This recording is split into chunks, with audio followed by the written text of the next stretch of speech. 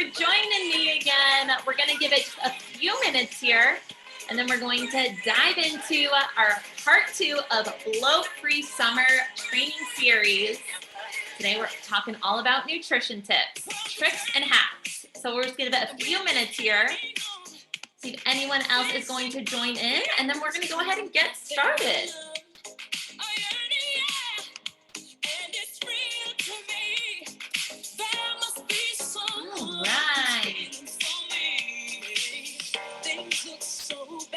So for those of you who don't know me, my name is Jillian. I know on the screen here it says Bridget, but my name is Jillian. I am the lead dietitian over here at the Gut Fix, Gut Personal. It's our brand to really help you guys figure out what's going on in your gut and just help you feel so much better. So if you guys join me on Monday, then you know that this is part of our Bloat-Free Summer Series. We are all month long hosting free trainings about how you can get rid of bloat and just feel so much better in your body. So on Monday, we talked all about meal planning for a bloat-free summer. I told you guys about the brand new meal guide we just came out with. If you follow me on Instagram, I've been talking about it on there as well, and I'll tell you guys a little bit more about it today. But today's training is all dedicated to nutrition tips to get rid of bloat. And then at the end, I'm going to open up the floor and you guys can ask any questions you want. I have some people who submitted some gut health questions to me. They weren't able to make it live, but they wanted me to address it so they could catch it on the recording. So I'll be answering those. And so if you have any questions, get them ready and we'll talk about them at the end. So let me share my screen with you guys. I don't know if you guys can hear, there's a car alarm going off out there. All right. And then as always, I love to keep these super casual and interactive. So if you guys have any questions that come up throughout the presentation, if you want me to clarify anything, please don't hesitate to just drop it into the chat and we'll chat through it. This stuff is my jam, so I love talking about it. All right. So like I said, this is part 2 of our Bloat-Free Summer Series. We have a few more coming in the month of May, so I'm super excited. But this one is dedicated all to nutrition tips and Q&A. I don't know about you, but I am all about a good nutrition tip and hack. So I've gathered up my favorite ones. I'm going to be sharing them with you guys today. It's going to be really great. So does this sound like you? It very well might. Maybe that's why you're joining on this training today. Do you feel stressed about your bloat? Hang on, someone's joining us. I'm just going to let her in real quick. Okay. Do you feel stressed about your bloat? Maybe we're getting into the summer months and you're just feeling a little bit overwhelmed, maybe a little hopeless because you just don't feel great in your body. Or maybe you just feel confused and overwhelmed because no matter what you eat, you just still feel really crappy. I've been there.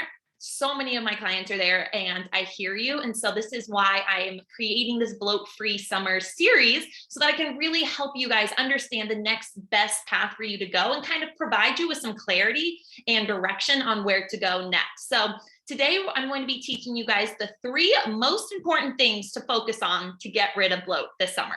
I can literally have days of trainings on bloat-free tips. I have so many in my back pocket, but I really narrowed it down to the 3 most important ones for you guys to really hone in and focus on. So to, prevent the overwhelm, I'm giving you the top 3 that I really would love for you guys to focus on. And then, like I was saying earlier, get your questions ready because at the end, we will have a little gut health Q&A. So you can ask me anything. It doesn't have to be bloat related. It could be anything with gut health, anything with nutrition.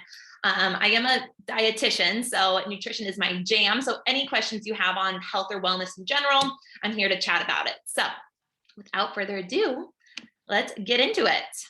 So like I was saying, this whole month, we're going to be having trainings all centered around having a bloat-free summer. So on Monday, we talked about meal planning for a bloat-free summer. Today, obviously, we're doing the nutrition tips and Q&A.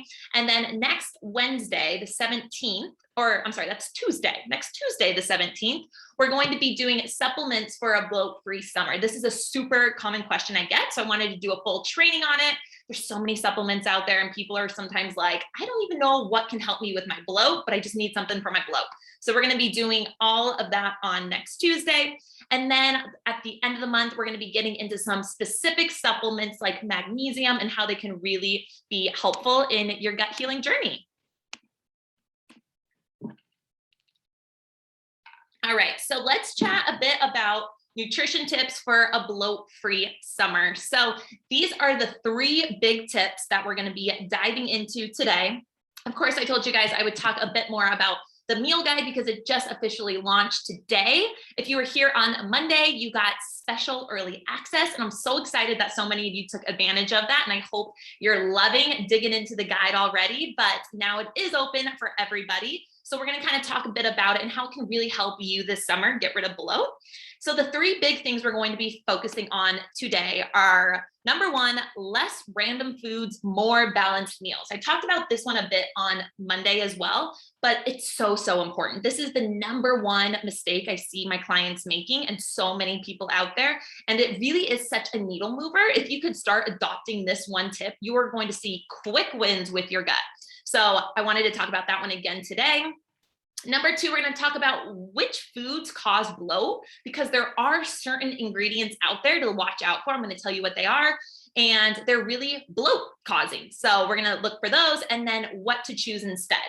And then the last one is the true key to success when we're talking about a bloat-free summer.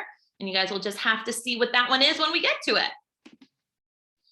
All right, so number 1 is the random meals equal bloat. So like I said on Monday, this is by far the most common one that I see. So random meals, what I mean by that are kind of those meals that you don't put much thought into, not much intention. Maybe it's the meals where you're just kind of grazing all day long. You're just kind of grabbing handfuls of snacks out of the pantry as you're going throughout your day. You're not really sitting down and crafting a thought out meal. So it could be grazing all day long, kind of small snacks here and there. Maybe it's grabbing the first thing that you see in the fridge as you're running out the door. I mean, does that speak to anybody?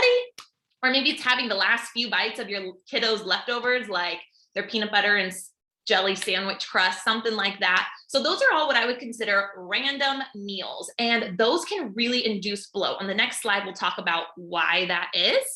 But random meals without thought are going to lead to more bloat, more bathroom issues. So whether that be constipation or diarrhea or a combination of both, it could be lots of gas, really IBS. So this is where I see a lot of my IBS clients come to me, or maybe you were told that you have SIBO, small intestinal bacteria overgrowth.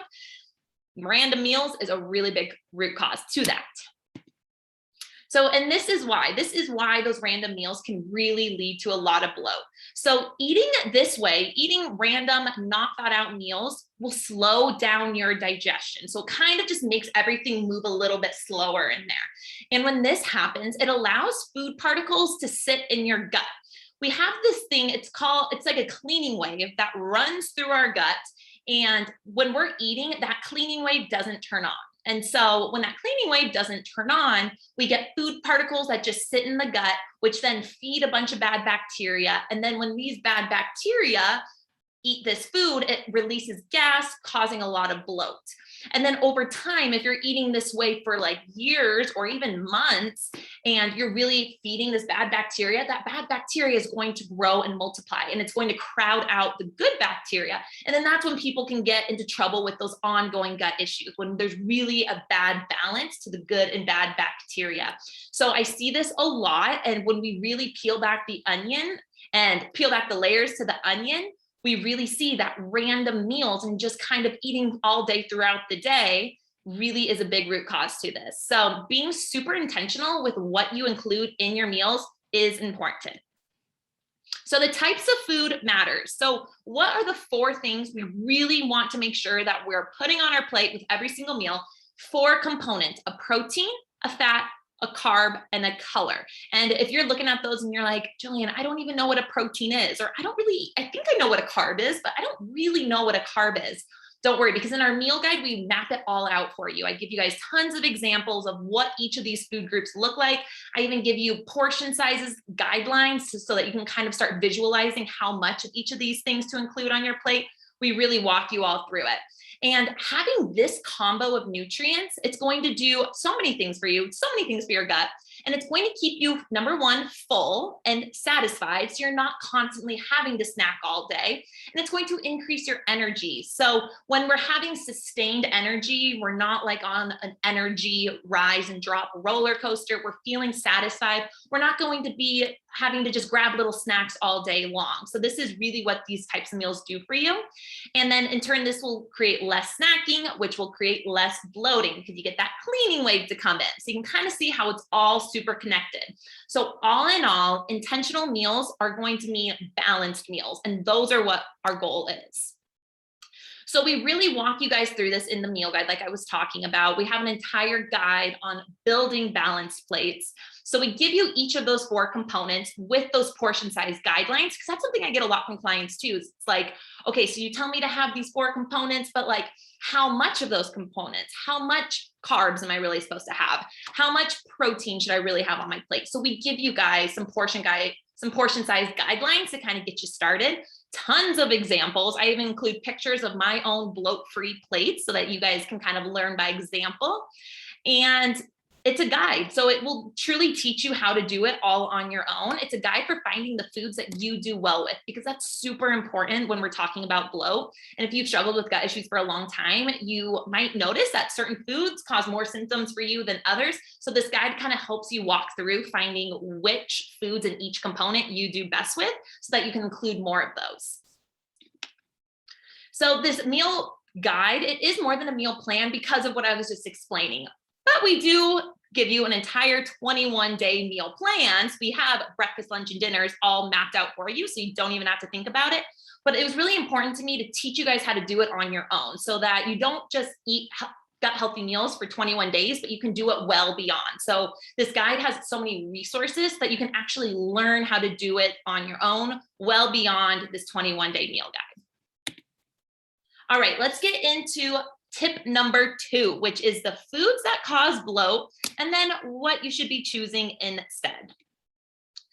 Okay, so foods that cause bloat. So in general, you kind of want to start thinking about those packaged convenience foods. Processed, not always. We're going to talk about later that not all processed foods are bad. I'm going to tell you what I mean by that.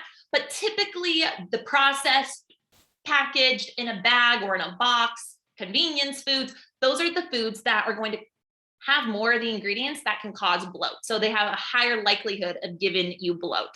So I would love for you guys, little homework assignment at the end of this, to go into your pantry and start looking at the ingredients of the foods that you commonly eat. Like, what are some of those packaged items in your pantry that you eat quite often? That's, kind of one of your staples. And take a look at the ingredients. And I'm going to give you a list of ingredients to watch out for, because you might find that some of those ingredients might be all over in your kitchen and you might be consuming them a lot and not even know it. So the thing with a lot of packaged foods is they have a laundry list of ingredients. You might be able to realize that when you flip it over and you look at the ingredients list. Sometimes it's really, really long. The thing is, when you have a sensitive gut, the more ingredients that you're throwing into it, the more likely you are to get bloated from it. So if your gut is already sensitive and it's already not in the best health and you already react to a lot of foods and get really bloated or gassy, then the less the better. What's the saying? I'm going brain dead. It's been a long day. Less is more. That's what I was trying to think of. So less is more when it comes to ingredients and you have a lot of gut issues. And a lot of those chemicals, those additives, those words that you can't really pronounce, those can lead to bloat. So you want to stay wary of those. So I took a little screenshot here. As you can see, there's a lot of ingredients in this product. So many of them you may not even be able to recognize, right? Kind of reading through these, it's like, what are some of these? Modified cellulose? What is all of this? And this is actually the label from a gluten-free cracker. So many times I have clients who are like, I'm eating really healthy, I'm eating gluten-free crackers, but you flip it over at the ingredients list And this is really what we want to look at because this tells more of the story. So let's talk about some of the ingredients that you want to watch out for when we're talking about bloat specifically. So take out your phones, take a little picture of this because these are the most common ingredients that cause a bunch of bloat in people, and they're in a lot of foods. So many packaged foods are full of ingredients that our body cannot break down. And when our body can't break these ingredients down, they're going to travel all the way down to your colon, your large intestine, where your bacteria in there are just going to have a heyday, and they're going to eat it, and they're going to be like, what is this? We're not used to getting foods that aren't digested, and that causes a lot of bloat and just a lot of gut distress for you. So these are some of the most common ones. A little tip that I give is watch out for the ingredients that end in ol. So like xylitol, erythritol, sorbitol, mannitol, lactitol. So anything that ends in ol, all of those examples are called sugar alcohols. And sugar alcohols are really, they're not broken down in the gut, so they cause a lot of gut issues. So this is your little cheat sheet for ingredients that are causing your bloat. You can do a little pantry audit after this. So now let's talk about what you want to choose instead. The big one to run home with is whole foods. So whole foods are the foods that come from the ground. So it's going to be anything that comes from the ground, potatoes, fruits and veggies, produce. It's kind of like that saying where they say shop the perimeter of the grocery store. It really does ring true because typically the perimeter of the grocery store are more of the whole foods. And you think about the ingredients of whole foods and it's just one ingredient, right? It's just that one food. So your safest bet is going to be shopping for more whole foods. Plus they're just more nutritious and better for your overall health in general. Another tip I'd like to give is to be careful of labels that say added fiber or sugar-free. These are marketing gimmicks. This is what companies put on big old words on the front of their packages to make you say, oh, this must be healthy. This must be good for me because there's a bunch of added fiber. There's not any sugar in it. But when it comes to bloat, these are two phrases you really want to watch out with because added fiber, yeah, that's not necessarily a bad thing, right? Fiber is good for the gut. But when companies are adding a bunch of fiber to their products, this can just cause a lot of distress and a bit of a party in your gut, leading to a lot of bloat. Same thing with sugar-free. So sugar-free can be a really tricky one because sometimes people think, oh, shopping sugar-free is better. But if it's a product that's supposed to be sweet, so let's say it's like a dessert or it's something chocolate and they're saying that it's sugar-free, well, they're having to sweeten it with something, right? It's going to be sweetened with something. If it's not sweetened with sugar, they're going to be sweetening it with one of these things, with one of these sugar alcohols or one of these artificial sweeteners that don't get broken down in the gut, making you feel really, really bad. So if you do see something that says sugar-free, flip it over to the ingredients list and make sure they're not adding any of those ingredients on the previous slide. Really common culprits to this are like protein powders. I see a lot of protein powders with artificial sweeteners in them because they don't want to add sugar to them because then that will throw their marketing off. It won't make the nutrient panel look as desirable. So they use artificial sweeteners, but when we're talking about bloat, you've got to be careful of that. A lot of like energy balls and bars, kind of same thing. Chewing gum, like sorbitol, is oftentimes the first ingredient in a lot of chewing gum. So if you're a big chewing gum person, maybe looking at the ingredients and don't do one that has sorbitol in it because it will make you bloat. And then, of course, those artificial sweeteners, like I was talking about, really make you bloat. Of course, those are in a lot of desserts. So we have a Smart Sweets guide in our meal guide with tons of desserts that they're not only going to satisfy your sweet tooth, but they're also going to make you feel good. So there's tons of recipes in there for sweets that are much more nutritious. They're giving you more bang for your buck as far as nutrition goes because it includes protein or some healthy fats, and there's no artificial sweetener. So there's nothing that your gut can't recognize and make you blow up like a balloon. So those are some of my favorite tips for this tip, this number 2 tip. Okay, so like I was talking about with this meal plan, we've included 21 days of whole food eating. So remember what I was saying, aim for the whole foods. We make it really easy for you in this meal guide because all of our recipes are whole food based. So they don't include crazy ingredients that you're not going to recognize or things that are, loaded with chemicals and additives. It's all whole food based, breakfast, lunch, and dinner, as well as our snack guide. Even all of our snacks are whole food based. So it's really giving you a lot of ideas to work with. And then here's where I was talking about processed foods don't always equal bad. So this is something that drives me crazy on social media when everyone's like, never eat processed foods. It's like, did you know that pre-chopped vegetables are a processed food? Or did you know that quinoa is a processed food? Anything that, comes from the ground, but then has to go through some sort of processing like chopping is a processed food. So not all processed foods are bad, but you do want to do it in a smart way. And so we really show you in this guide, and we've included some of these foods in this guide because sometimes processed foods are just easier, right? Like chopped veggies are easier than buying a bunch of veggies and having to chop them yourself. It saves a lot of time to just buy them pre-chopped. So I'm always telling my clients, make it easy on yourself. Buy the pre-chopped varieties. Do, chickpea pasta. All of those things are considered processed, but they're not bad for you. They're actually really healthy for your gut, and it makes it a lot easier for you. So we do include some of those in the meal plan because all these meals are made, they're designed to be made within minutes with simple ingredients, super easy. And so we do utilize some of these things in there. And then these are some of the other foods we've had. I talked about this on Monday. So it's 21 days of whole food based meals. So all of our meals are whole foods. These are just some of the recipes that we have in there. Just some examples for you guys. Protein pancakes. I make those all the time. Some burger bowls. We have Fiesta zucchini boats in there. Gut fuel probiotic bowls. Liver loving summer salad. So many great recipes, and they're all made with whole foods. So they're not going to make you bloat up, and they take all the thinking out of it for you. All right, now let's get to our third tip. The key to success is being prepared. I know this might just sound kind of lofty, like, okay, yeah, the key to success is being prepared, but we're going to talk a bit more about it because who can relate? I'm sure some of you can relate to some of these things. Being hungry and just grabbing the first thing you see, or relying on convenience food because you're short on time and you don't have anything ready to go, or not knowing what to feed your family. Maybe you're driving home after a long day of work and you're just like, oh my gosh, now I have to go home and feed my whole family. I don't even know what to cook. I didn't go to the grocery store. Or maybe you're just way too exhausted to plan dinner after a long day of work.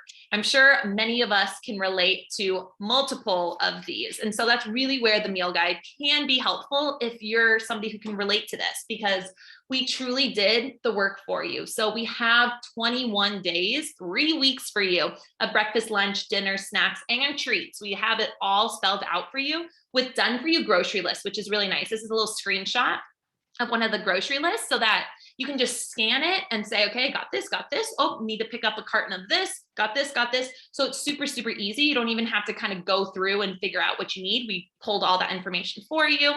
And then we also have included guides and templates to customize your own spin on meals if you want. So really the whole goal of this meal plan, like I was talking about earlier, is to teach you how to do it by yourself. In that, I'm giving you tons of ideas and examples. And so if you just want to use those, use the recipe as is, amazing. They're really, really good. I've tried them all. They're great. But maybe you want to put your own spin on it. And on Monday, we really talked about how you can kind of switch up and change some of these recipes depending on if you don't have certain ingredients or if you don't like a certain ingredient. And so I really want you guys to kind of have that freedom and that confidence to go out and put your own spin on things if you want. So we've given you templates for kind of mixing things up depending on how you like it. So like I was saying, with this 21-day meal plan, we really included a lot of simple recipes with minimal whole food ingredients. Simple, guys. Like this is one of the recipes, protein pasta. I love this one. As you can see, there's not many ingredients. What is that? Like 6 ingredients, including like an optional if you want to put some Parmesan cheese on there. That's another thing about this meal guide. It's all gluten-free, dairy-free, but I do add in some optional like cheese, for example. If you're not dairy free, you can add in some cheese or like some yogurt, or I give you dairy free alternatives if you are dairy free. So we kind of cater to both in this. And it includes one's great for meal prep because I know that I don't want to cook every single day. So I've included some that are really great for cooking once and then eat multiple times. I mean, who doesn't love that? It makes it so much easier. So I've included some great meal prep ideas in there. And then the recipes are really made to feed 1 to 2 people. So it's really easy to double or triple for families. So whether you live alone or you just live with one other person, or you live with a family of 6, it's really easy to just double it up to feed as many people as you need. And then you'll see throughout the guide, I've included a ton of gut health hacks, which is really fun. There's probably close to like 50 to 60 of these gut health hacks. And they're just little tips and tricks that you guys can just kind of read through just as a little bonus for you. So really, when we're talking about being prepared, we want to be sure that we have balanced snacks that are on hand, ready to go, because who can relate to running out the door or feeling, like really jittery or lightheaded and you're, oh my goodness, I need food now. You know that like when you get really hangry and you're like, I'm going to bite someone's head off if I don't get some food in me.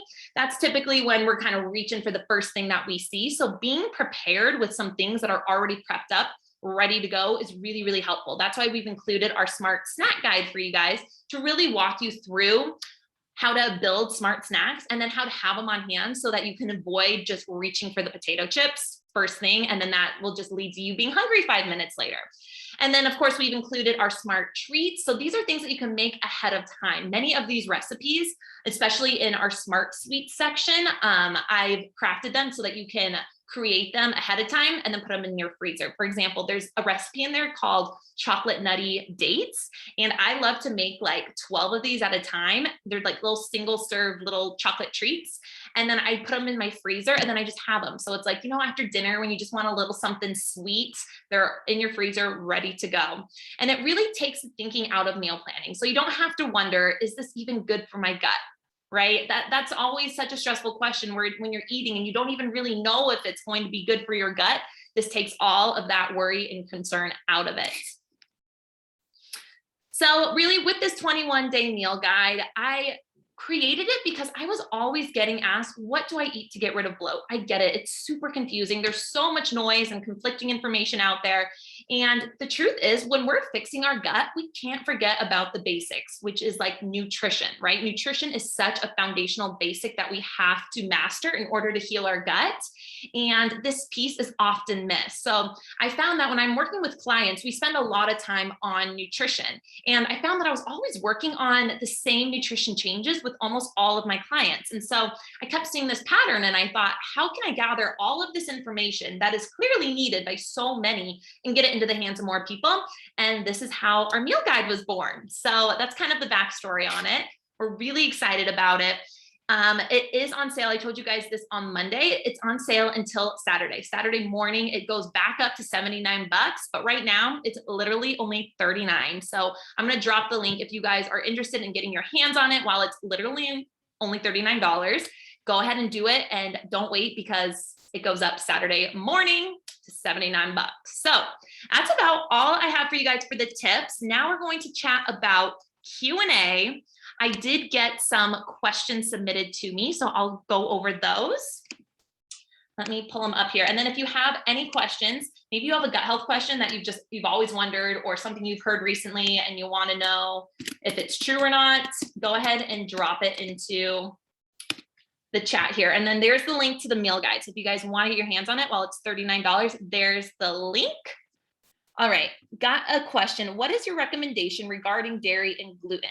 Would you say they're inflammatory and should be eliminated? Such a great question. And you're not going to love this answer, but it depends. In some people, yes, it is inflammatory. So if you're sensitive to gluten or dairy, not everybody is, but if you are somebody who is sensitive, then it's going to be triggering your immune response. And once your immune response gets triggered, that sets off a full cascade of inflammation in the body. So gluten is a big one that I see. I would say this is the most common, even more so than dairy. So I do testing for this stuff, but usually if I have somebody who's coming to me and they're not wanting to invest in testing at that time, not a big deal. I'll usually recommend, okay, try cutting gluten first and see how you do. Of course, we want to make sure everything else is kind of squared away. We want to make sure the basics are covered, like nutrition, lifestyle, stress, those sort of things. But if you're doing everything right, and you're still not feeling well, maybe you actually feel very inflamed in your body. Sometimes people can literally just feel like they feel heavy in their body or just puffy. Maybe they have a lot of joint pain. Maybe they have a lot of skin issues. Those are definite signs that you have some sort of inflammation going on. And so at that time, I would say, okay, let's try to eliminate gluten and see how you do. If things don't get better, then I'll go to dairy next. Say, okay, let's pull out the dairy and see how you do. So if you're one of those people, I would definitely recommend trying it out. It wouldn't hurt, just to kind of see if you're sensitive to it. But such a great question. All right, so I got a question that said, can you get enough probiotics from food? And I thought that was such a great question. So you guys saw in the meal guide, I actually have a bowl in there called Gut Fuel Probiotic Bowl. And it's a bowl that's full of probiotic foods. And probiotics can be found in foods like fermented foods, kimchi, sauerkraut, like Greek yogurt, miso, tempeh. Those foods do have probiotics in them. The problem is we're oftentimes not eating those foods often enough. Like if you really sit there and ask yourself, how often are you eating sauerkraut, right? In the American diet, we don't eat a ton of fermented foods, not as much as we should be. And then on top of that, even if we are eating enough probiotic foods, our diets often aren't consisting of enough prebiotic foods. So prebiotics are the things that feed the probiotics. It's like the food for the probiotics. So if we're not giving those probiotics enough food, they're going to die off. So we constantly kind of have to keep replenishing them. So if you don't have a great diet, you don't eat enough fruits and vegetables, then I would say that supplementing with some probiotics could be really helpful. Maybe supplementing with some prebiotics as well. So that's kind of my answer to that. And if you guys ever want recommendations for probiotics, I can help you out with that as well. So that's another big question that I get. All right. And then I got a question. What is your take on celery juice? I love this question. I love it so much because I get this one a lot. And celery juice is just like, I don't know. It's like a celebrity, right? Everybody is talking about celery juice. Is it as legit as it adds up to be? And the truth is short answer, no. But at the same time, I don't have anything against celery juice.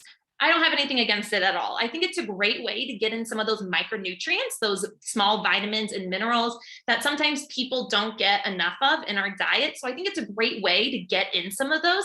However, it shouldn't replace eating whole food. So anytime you're juicing fruits and vegetables, I don't have anything against it. You're getting great nutrients from it, but you should still also be eating the whole food versions, because you're getting a lot more bang for your buck with the whole food versions. And so I really think of celery juice as like a supplement. Like it can just give you a little bit extra of those micronutrients, but it's not the magic pill that everybody claims it to be. It's not going to magically fix your gut health overnight. It's not, it's not that magical juice that everyone says, but it can be helpful to give you a little bit of extra nutrients. Tina said, yes, probiotic supplement recommendations. So Tina's actually doing a test with me. And so we're going to get you some really targeted recommendations, because we're going to get to see your test results and go off of that, which will be so helpful. But what I recommend for everybody is our sister company, Gut Personal, has a quiz, and it's a gut health quiz. I'll put the link right in here. Okay, so if you go to gutpersonal.com, you'll click take quiz, and it's a short quiz, maybe take you like 3 to 5 minutes, and it's going to ask you questions on your gut symptoms. And then depending on your symptoms, it will tell you the supplements, including probiotics, which are most targeted for you, because different probiotics are used for different things. So it's really hard to, in general, say, I recommend this one, because it depends on your symptoms. So this quiz will help you figure out which ones are best for you. All right, and then the last question that I got was any at-home hacks to make digestion run better. So like I was saying earlier, I have so many hacks. Hacks and tricks and tips are my favorite thing ever. So I could go on all day, but I'm going to give you my number one quick digestion hack that everybody can just do at home. And you typically can see a big difference really quickly with this one. So what I love to do is, if you're somebody who feels really bloated, like bloat is a big issue for you, or maybe really gassy, or feeling like food just kind of sits in your stomach, or maybe you eat a normal sized meal and then you feel really full afterwards, like things are just not moving through. My favorite hack is to add a little bit of apple cider vinegar or a little bit of lemon juice to some water, drink it down about 5 to 10 minutes before you eat a meal. And then this is going to help your digestive juices in your stomach. So your stomach has these digestive juices that break down your food. And when we don't have enough of those digestive juices, it can really lead to a lot of those symptoms. So doing, like, I would say a tablespoon maybe even less to start off with, like maybe a teaspoon, work your way up to a tablespoon of apple cider vinegar or of lemon juice into a glass of water. Drink it with a straw because those things are damaging to your teeth. And that will help kind of supplement before your meal. And then that can really help everything just kind of move along a lot better. So give it a try and let me know if it helps you out.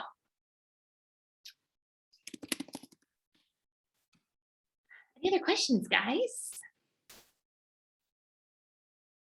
Got a few more minutes. If you have any other gut, nutrition, health and wellness in general, any questions about the meal guide, I put the link in there for you guys if you want to get your hands on it.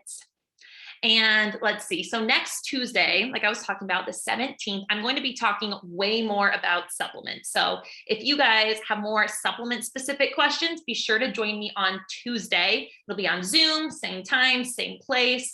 And it's going to be an entire training dedicated to supplements for a bloat-free summer. So that's going to be really, really good because I know supplements can be kind of confusing. There's just so many out there. So we're going to clear up that, and I'm going to give you guys my specific recommendations for bloat specifically. So that'll be really great. So be sure you signed up. Well, if all of you guys are already signed up, I think you're already on our list to get the email. So you should be good to go. All right, guys. Well, if no one has any questions, I won't just keep blabbering because I could just hang out and chat all day. But I'll let you guys go. I hope you have a great rest of your night. If you guys have any questions, you can find me on Instagram, shoot me a message, and we'll talk soon. Bye, guys.